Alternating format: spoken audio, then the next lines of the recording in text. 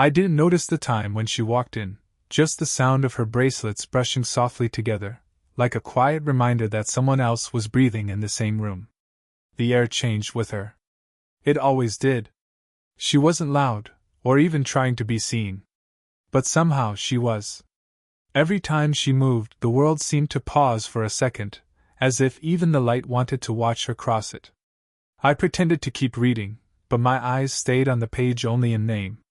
What I was really studying was the way she tucked a loose strand of hair behind her ear, how her fingers lingered for a beat too long, like she was thinking of something she wouldn't say out loud. She was older, you could tell not from the lines on her face, but from how she carried silence. Not afraid of it. Not filling it. Just comfortable inside it. When she spoke my name, she didn't look up right away. "Can you pass that to me?" Her voice wasn't soft, exactly. It had weight, the kind that stayed in your chest for a few seconds after. I reached across the table and handed her the folder. Our fingers brushed. Just a second. Maybe less. But that was all it took. Her hand was warm, steady. Mine wasn't. I don't think she noticed, or maybe she did and just didn't say it. There was that quiet again. Not empty, charged. Like the room itself was holding its breath. She thanked me, and went back to her notes, pen tapping lightly against the paper. I watched the rhythm. Counted the seconds. I wanted to say something. Anything. But I didn't. Because what do you say to someone who makes silence feel like a conversation? After a while, she looked up. "You're quiet today," she said. "I'm always quiet." I tried to joke. "Not like this." The way she said it, calm, observing, it wasn't a question. It was an understanding. And for some reason, that made me more nervous than any question would have. I smiled, maybe too late. "Long day, I guess." She nodded, but I could tell she didn't believe me.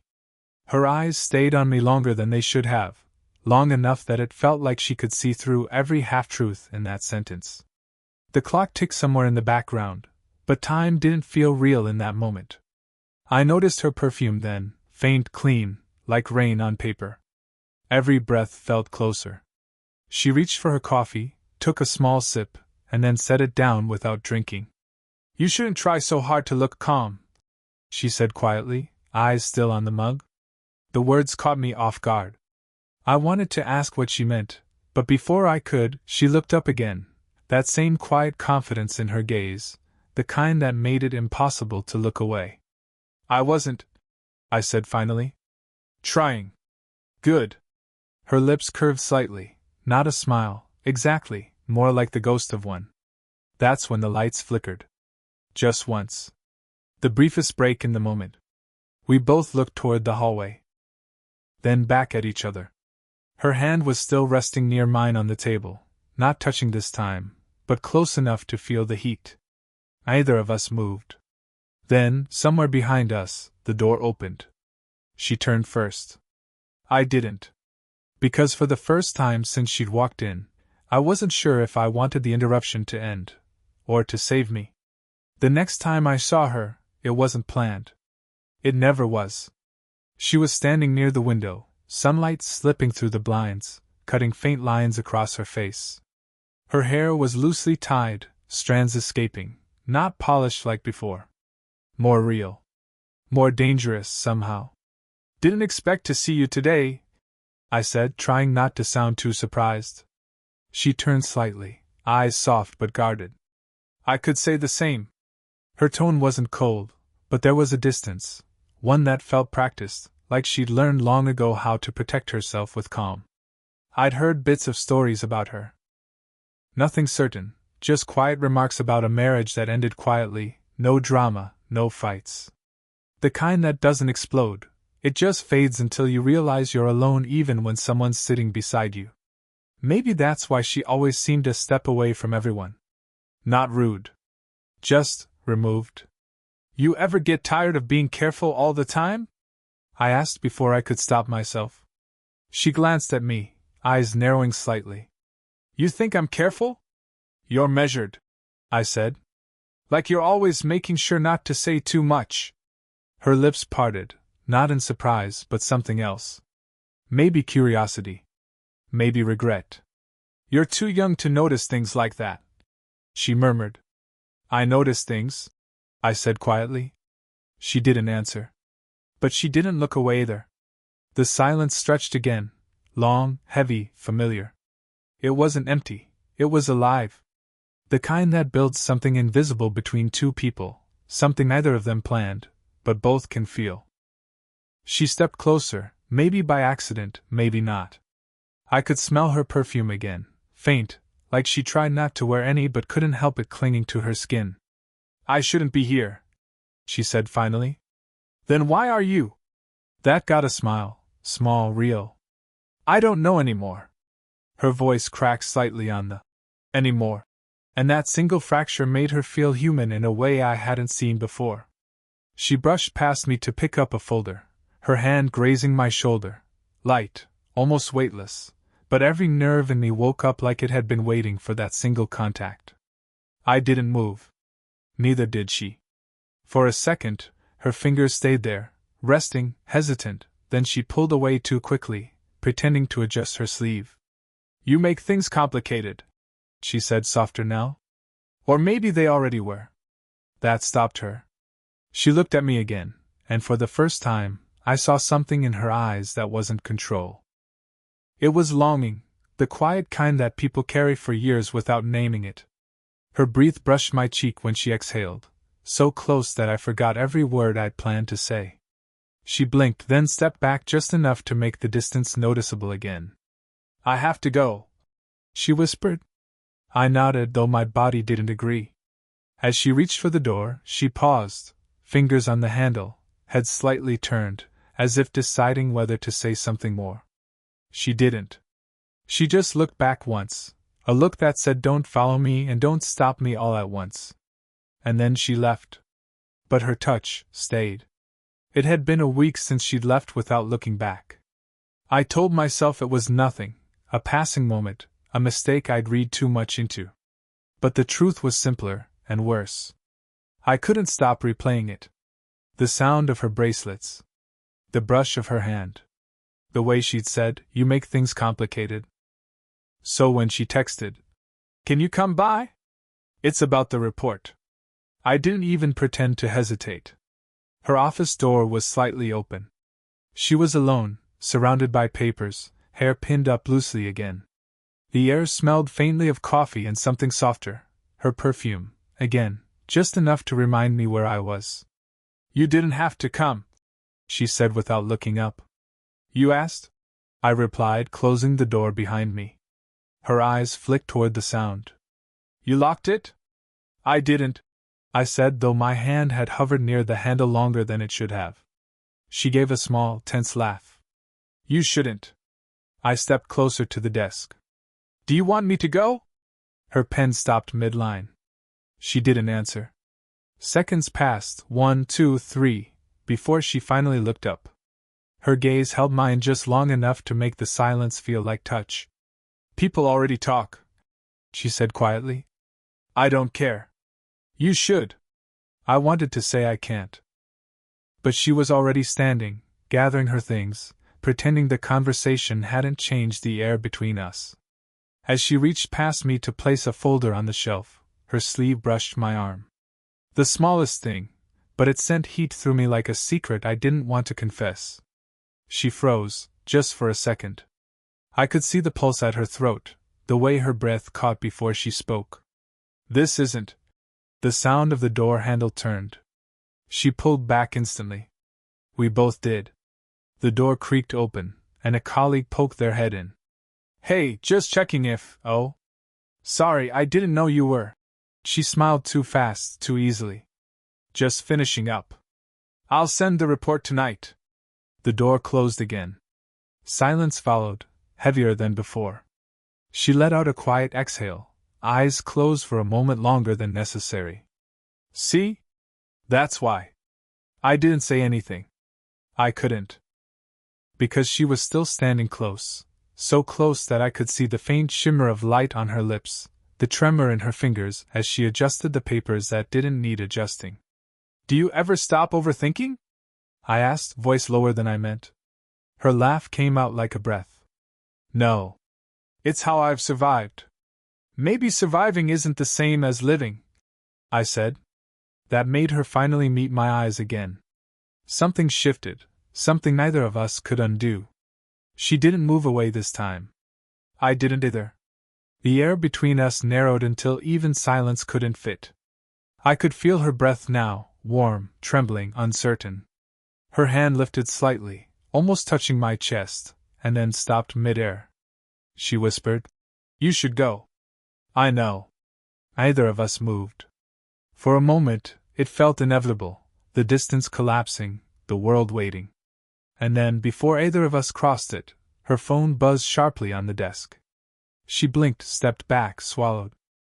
"You should go," she repeated, quieter now. I nodded, but this time, she didn't look away.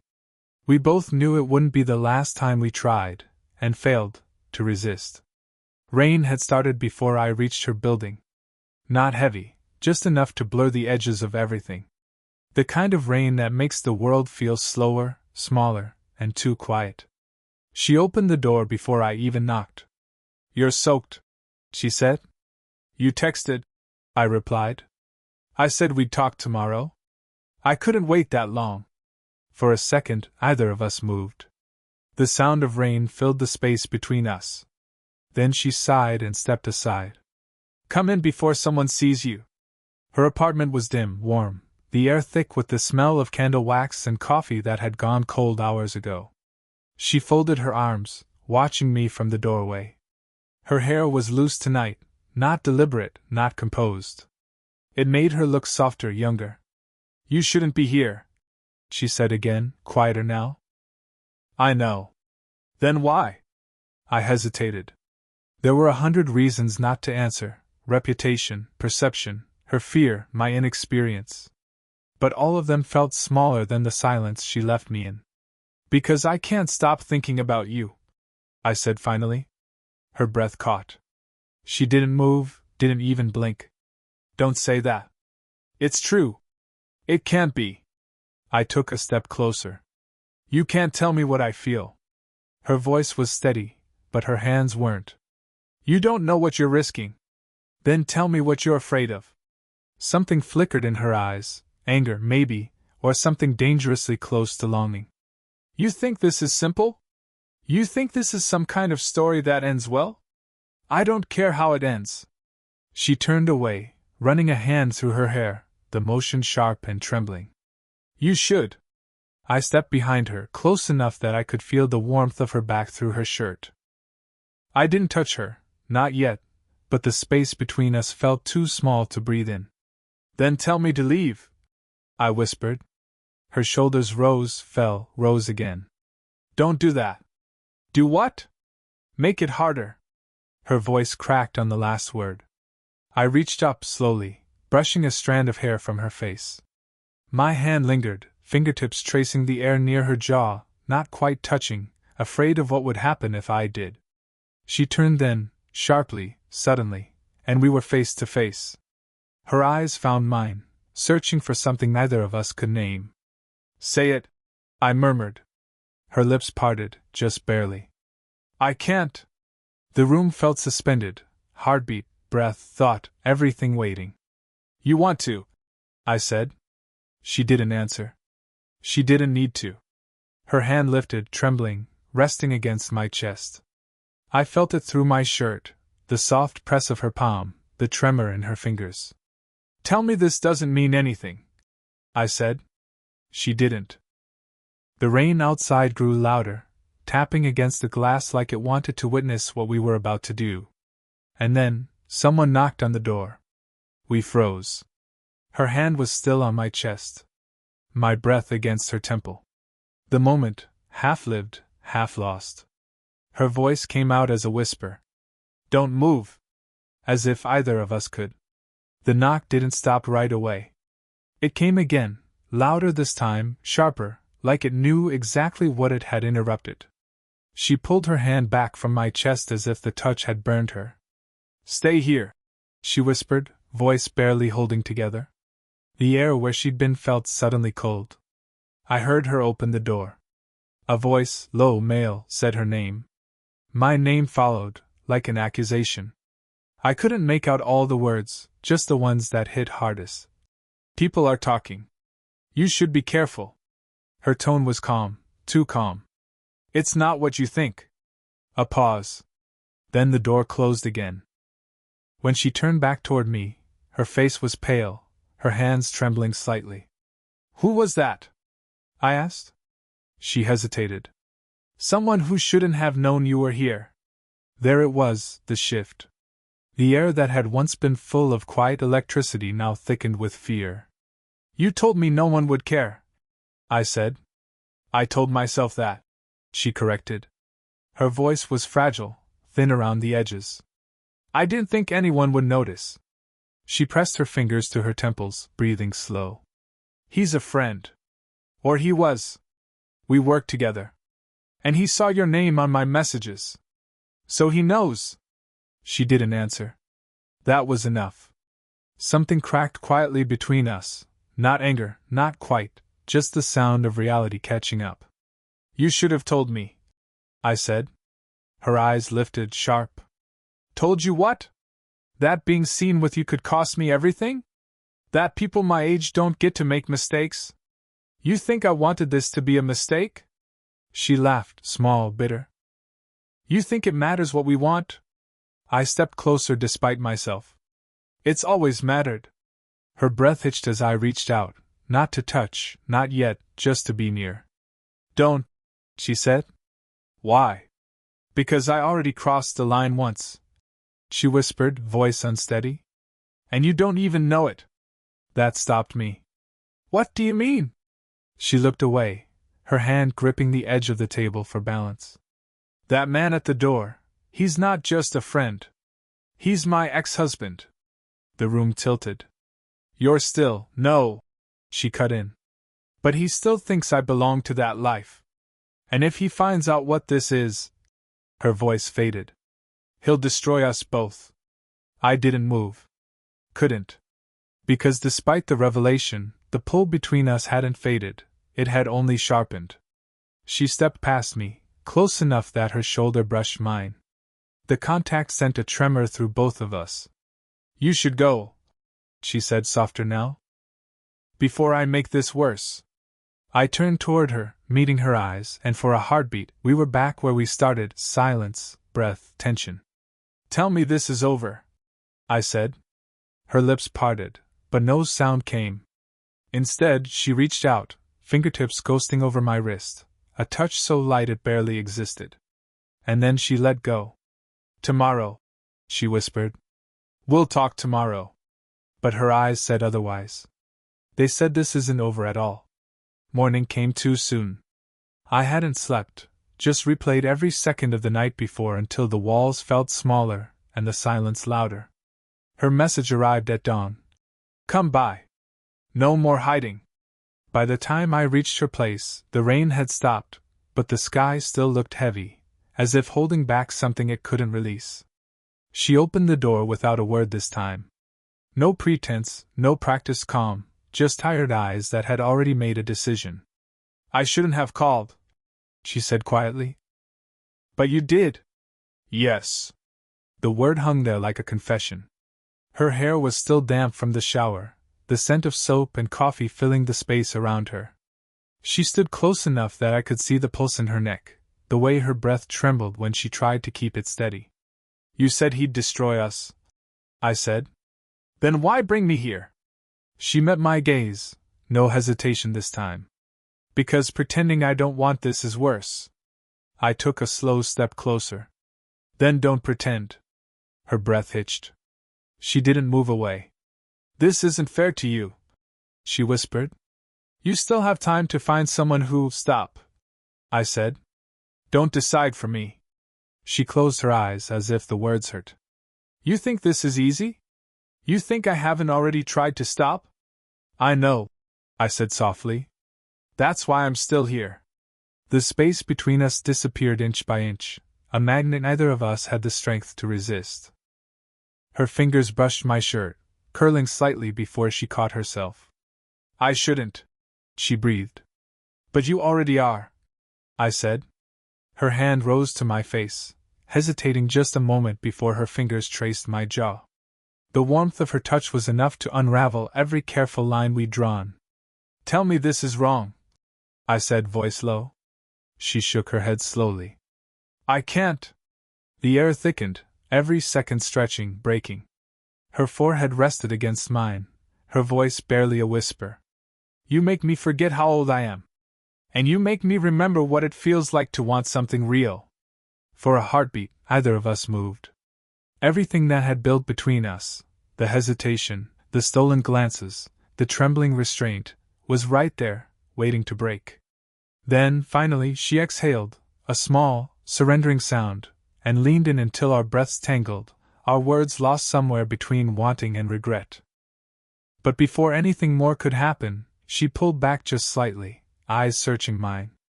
This doesn't end the way stories do, she said. I don't want a story, I whispered. I just want you. Her lips parted, but this time it wasn't to argue. It was to breathe, to exist in that exact, fragile moment between choice and consequence. And for the first time, we both stopped fighting it. The silence between us wasn't restraint anymore. It was understanding, clear, final, inevitable. The world didn't end after that morning. There were no grand consequences, no whispers in the hallway, no doors slammed in anger. Just quiet, a new kind of quiet. The kind that follows a truth finally spoken. For a few days, we didn't see each other. She said she needed time. I said I understood. Neither of us really meant it. When I finally saw her again, it wasn't planned. It never was. She was sitting on the bench outside the cafe where we first met months ago, same corner, same soft light from the window. The world moved around her, but she sat still, like she always did, as if stillness was her way of surviving. When she saw me, she smiled, small, almost shy. You came. You knew I would, I said. She nodded, eyes lowering. I wasn't sure if you'd want to. I didn't stop wanting to. Her laugh was quiet, tired, but real this time.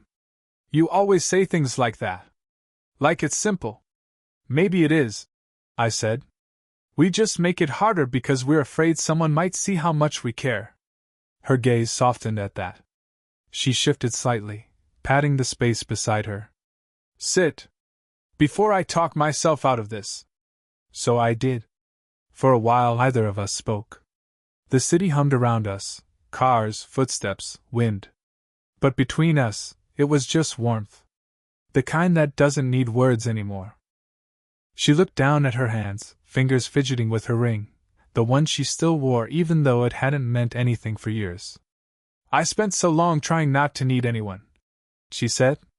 And then you showed up and I. She stopped, shaking her head lightly. It scared me how much I wanted to be seen again. I reached over, covering her hand with mine. You don't have to explain. She didn't pull away this time.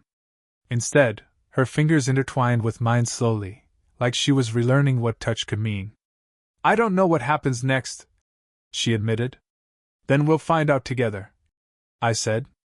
Her eyes lifted to mine, glimmering with something I hadn't seen before, peace, maybe. Acceptance. She leaned closer, resting her head lightly against my shoulder. You make me forget to be careful. I smiled. Good. For a long moment, we just sat there, her head on my shoulder, my thumb tracing slow circles on the back of her hand. No rush, no pretense, no need to pretend we weren't exactly where we wanted to be. When she finally spoke again, it was barely above a whisper. This feels right. It always did, I said. And for once, she didn't argue. She just turned her face toward me, eyes soft, and pressed a gentle kiss to my cheek, a quiet promise, not a secret anymore. The world kept moving around us, but for that moment, it didn't matter. We stayed there, two people who had finally stopped running from what was already theirs.